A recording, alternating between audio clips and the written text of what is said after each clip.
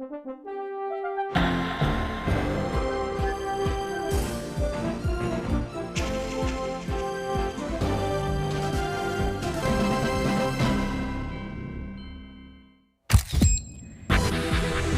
대통령은 오늘 윤석열 검찰총장 후보자에 대한 인사청문 요청서를 국회로 보낼 예정입니다. 윤석열 청문회가 한국당의 국회 복귀 여부와 맞물려 전국 쟁점으로 떠오르고 있습니다. 환경부는 충분한 배수 없이 갑자기 수돗물의 수압을 높이고 수돗물 맑기를 측정하는 탁도계가 고장난 사실을 모르는 등 인천시의 총체적 잘못이 붉은 수돗물 사태를 불러왔다고 밝혔습니다. 인천시는 상수도 사업본부장을 직위 해제했습니다. 정부는 오는 2023년까지 송유관과 통신구, 하수관로 등 노후 기반 시설 관리에 32조 원을 투자하기로 했습니다. 해마다 국비 5조 원과 공공 민간 투자 3조 원 규모가 투입될 전망입니다. 검찰은 손혜원 의원이 미공개 정보를 이용해 지인의 목포 부동산 매입에 관여하거나 조카 명의로 부동산을 사들였다고 보고 손 의원을 불구속 상태에서 재판에 넘겼습니다. 손 의원은 검찰의 수사 결과를 납득하기 어렵다며 재판을 통해 진실을 밝히겠다고 말했습니다. 한국은행이 국내 기업 3천여 곳을 표본 조사한 결과 매출은 1년 전보다 2.4% 감소하고 영업이익률은 2.2%포인트 떨어지는 등 지난 1분기 기업의 성장과 수익, 안정성이 모두 나빠진 것으로 나타났습니다. 민관 합동 누진제 TF가 여름철에만 한시적으로 전기료 부담을 덜어주는 방식으로 누진제를 개편하기로 확정했습니다. 평소 3단계인 누진 구간이 전력 소비가 늘어나는 7, 8월에는 확대됩니다.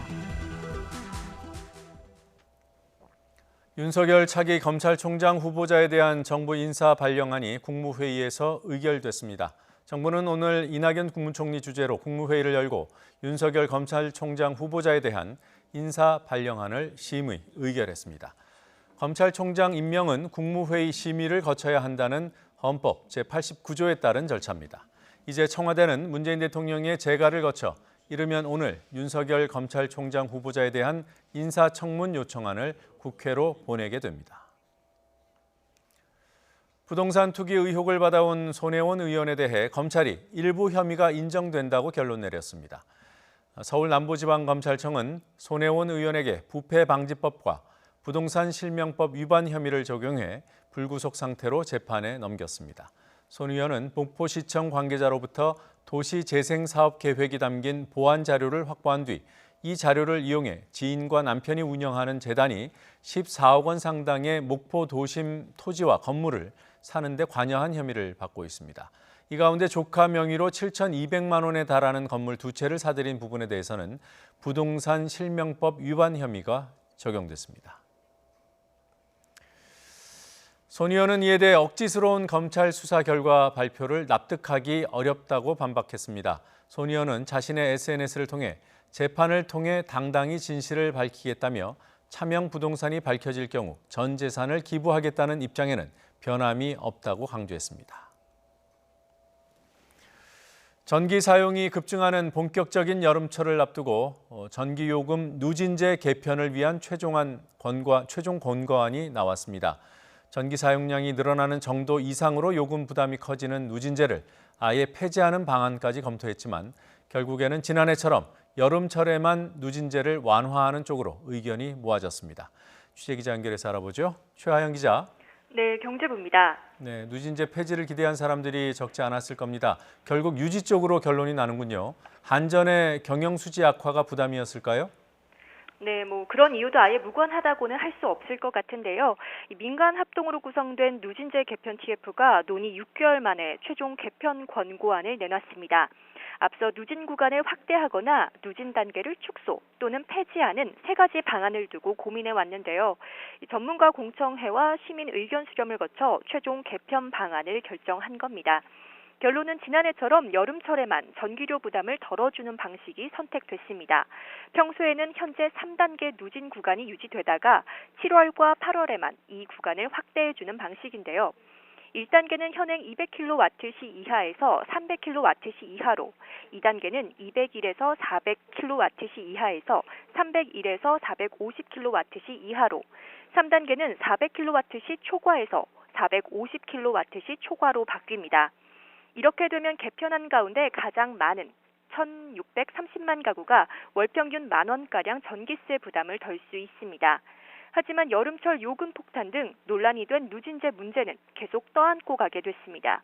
개편 TF는 가능한 많은 가구의 전기료 부담을 완화하고 여름철 수급 관리 차원에서 누진제 기본 틀을 유지할 필요가 있다고 설명했습니다. 한전은 이번 권고안을 토대로 전기요금 개정안을 마련할 예정이지만 올해 1분기에만 6,300억 원의 적자를 낸 경영 문제가 부담으로 작용할 전망입니다. 정부는 한전이 마련한 개정안에 대한 전기위원회 심의를 거쳐 다음 달부터 새로운 누진제를 적용할 계획입니다. 지금까지 경제부에서 전해드렸습니다. 미중 무역 분쟁이 장기화하고 투자와 소비 등 내수 부진이 이어지는 상황에 추경 예산까지 국회에 발목이 잡혀 있습니다. 하반기 경기 회복이 불투명해지자 정부는 설비 투자를 높이는 특단의 대책을 준비하는 등 하반기 내수 살리기에 총력을 기울이기로 했습니다. 오인석 기자가 보도합니다. 지난주 금요일 홍남기 경제부총리와 한국개발연구원 KDI, 대외경제정책연구원 KF 등 10개 주요 연구기관장 간담회가 열렸습니다. 이 자리에서는 현재 우리 경제의 상황 진단과 대책에 대한 폭넓은 의견이 제시됐습니다.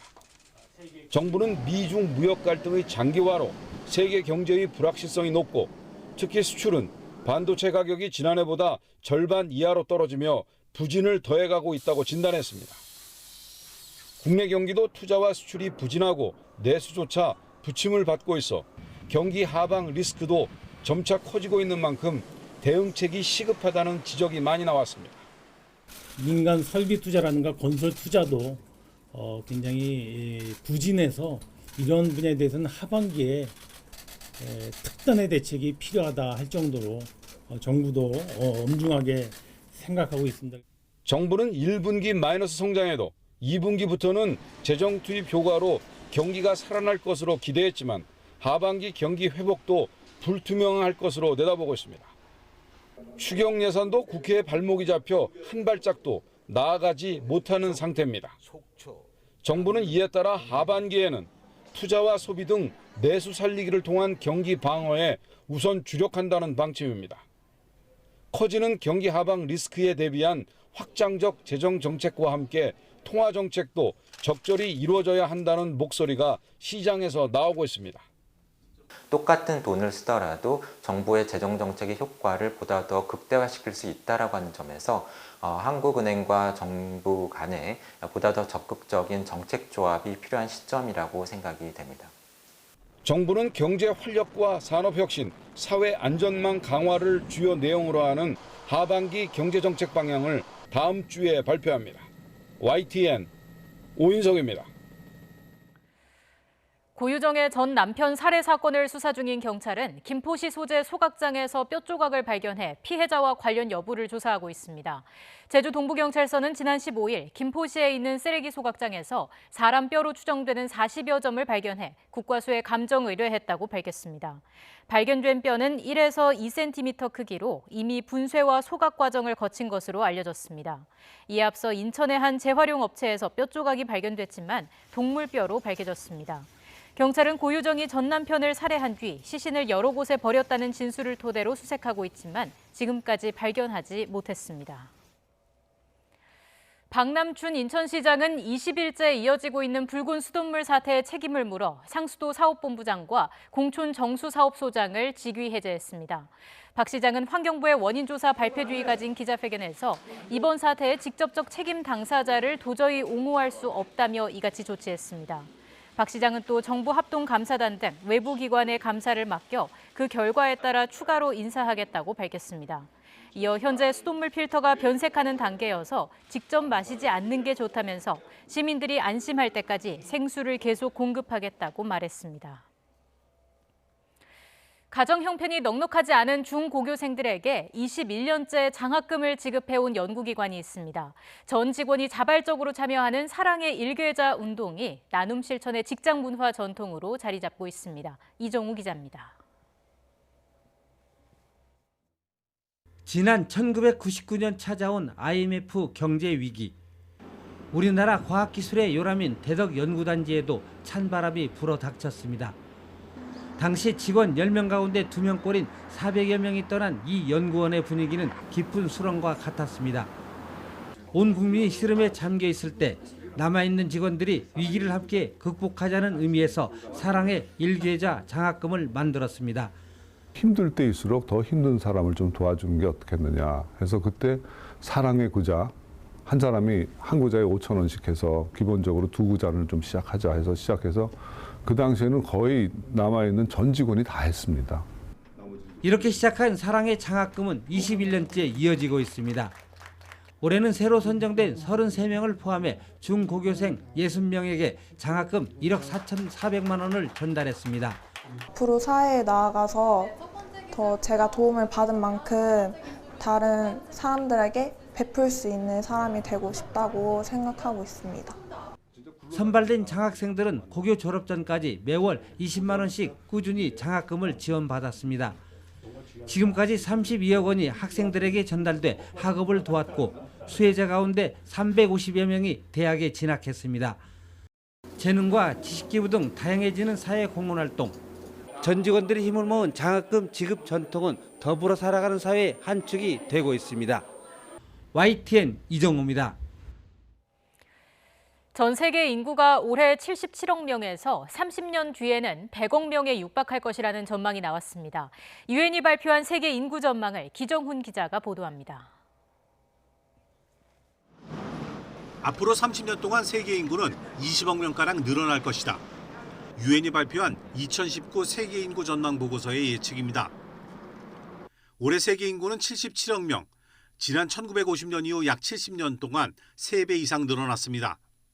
그러던 것이 약 30년 뒤 2050년에는 97억을 넘어 2100년에는 109억 명에 이른다는 것입니다. 특히 앞으로 30년 동안의 인구 증가는 인도와 나이지리아, 파키스탄 등 9개 나라에 집중될 것으로 예상했습니다. 인도는 앞으로 8년 뒤인 2027년에 인구 1위 중국을 따라잡을 것으로 전망됐습니다. 그러나 인구 증가는 그 속도가 점차 줄면서 2100년 즈음에 정점에 달할 것으로 유엔은 조심스레 내다봤습니다. According to the projections being released today, it seems plausible that the world's population could reach its peak around 2100 at a level of nearly 11 billion people. 글로벌 출산율도 올해 2.5명에서 2050년 2.2명으로 줄어들 것으로 전망되면서 이 같은 예측을 뒷받침했습니다. 또 고령화가 세계적 추세가 될 전망입니다. 65세 이상 고령층은 올해 전체 인구의 9%로 11명에 1명꼴이지만 2050년이 되면 6명에 1명꼴인 16%까지 늘어난다는 겁니다.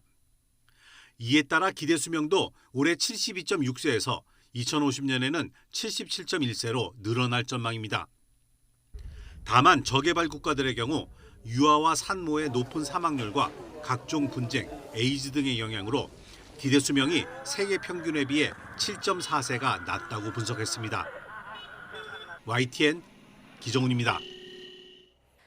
범죄인 인도 법안 반대 시위를 폭동으로 규정했다가 200만 명이 참여한 시위에서 거센 비난을 받은 홍콩 치안 총수가 한 발 물러섰습니다.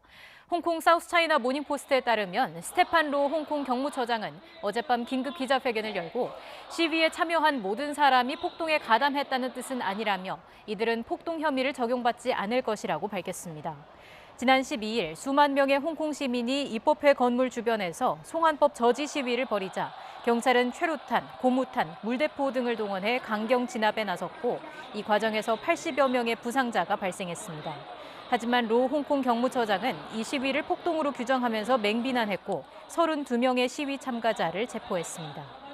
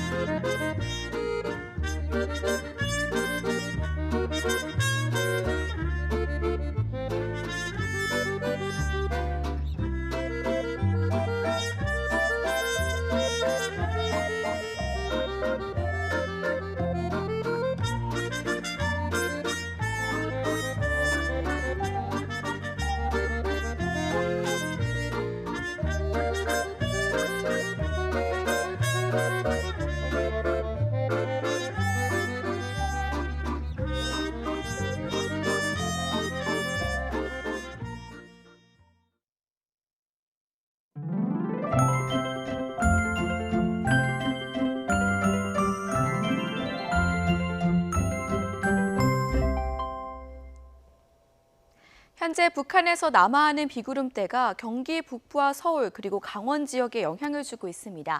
이 지역은 점차 빗줄기가 굵어지겠고요. 일부 지역에는 천둥과 번개가 동반되겠습니다. 밤 사이에는 비구름이 중부 곳곳에 국지적으로 강한 비를 뿌리겠습니다. 내일 오전까지 중부 지역에는 5에서 40mm의 비가 예상되고요. 경북 내륙에도 대기 불안정으로 소나기가 지나는 곳이 있겠습니다. 비는 내일 오전까지 이어진 뒤 점차 그치겠습니다. 낮에는 구름 많은 가운데 초여름 더위가 나타나겠습니다. 내일 서울의 낮 기온은 26도로 오늘보다 조금 더 높겠습니다. 내일 전국적으로 구름 많은 날씨가 이어지겠습니다. 다만 대기 불안정으로 경기 동부와 영서, 충북 북부와 남부 내륙에는 5에서 30mm의 소나기가 지나는 곳이 있겠습니다. 내일 낮 기온은 오늘보다 조금 높겠습니다. 서울 낮 기온 26도, 대구 30도, 부산 26도, 울릉도 23도, 평양은 25도로 예상됩니다. 이후 금요일 중북부 지방을 시작으로 주말에는 전국에 또 한 차례 비가 내릴 전망입니다. 지금까지 날씨 정보였습니다. 더 뉴스 마치겠습니다. 저희는 내일도 진실에 한 발 더 다가가겠습니다. 고맙습니다. 고맙습니다.